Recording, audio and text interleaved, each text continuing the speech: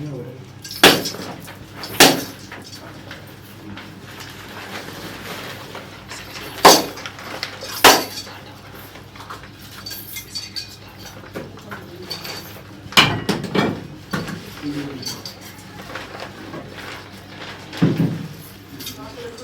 விடயம் மன்னவன குறிச்சவோர் கேள்வி கேட்டேவும். நான் சொல்லணும் புரிஞ்சுதா?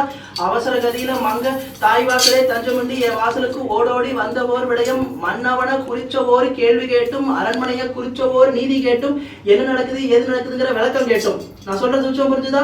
அரண்மனை வாசல்ல நிம்மதி இல்ல, விரும்பி எடுத்துக்கொண்ட அரண்மனை வாசல் வாழ்க்கை தொட்டு தொலங்காம நிம்மதி இல்லாம குந்தி இருக்கிறோம். நான் சொல்றேன் புரிஞ்சுதா? அவசர கதியில வந்து விழுந்த மாலை விரும்பி தொட்டு தொடங்கின வாழ்க்கை வாழ முடியாம தொந்தரவா இருக்குது. உன் சொல்லு அந்த அரண்மனை வாசல்ல எடுபடல, மன்னவன் உன் சொல்ல கேட்கல. இப்ப அதான் இந்த விளக்கத்தை மட்டும்தான் நான் சொன்னேன். பணம் காசுங்கிறது இன்னைக்கு சம்பாரிச்சுக்கலாம், நாளைக்கு இல்லாமையும் போகும். நான் சொல்லணும் புரிஞ்சுதா?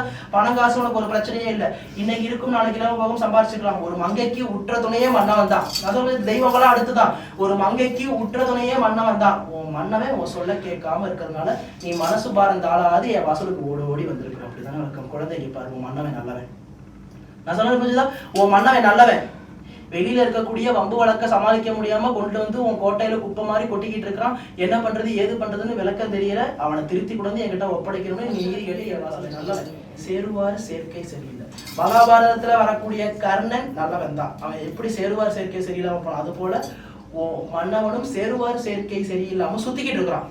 அதைத்தான் நான் உனக்கு முன்னமே மறைச்சு சொன்னேன். மாடு எல்லாம் விட்டு எல்லாதாவி மேய்ஞ்சுக்கிட்டு இருக்குது. இப்ப மாட்டை ஓட்டி கொண்டு வந்து உன் மந்தையில ஒப்படைக்கணும்னு நீ என்கிட்ட வர கேட்டு வந்திருக்கிறன்னு நான் சொன்னேன். நான் சொல்றேன். இப்போ மன்னவன மனசு திருந்தி உன்கிட்ட வர வச்சு கொடுக்கணும். இருக்கிற தொடர்புகளை எதிர்ப்புகளை ஒதுக்கி கொடுக்கணும். இதுதானே விளக்கம்.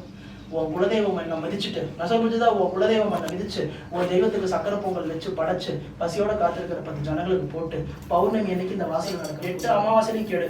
நானே ஒரு சின்ன வம்பு வழக்க வச்சு அதுல உன் மன்னவனை சிக்க வச்சு அவனை திருத்தி உன்கிட்ட ஒப்படைச்சு வச்சு கொடுக்குறேன். சத்தியம். தாய் நான் சொன்ன சொல்லு நெல்லு பதிரா போனாலும் என் சொல்லு பதிரா போகாது. தாய் சொன்ன சொல்லு முக்காலும் சத்தியம். நான் சொல்ல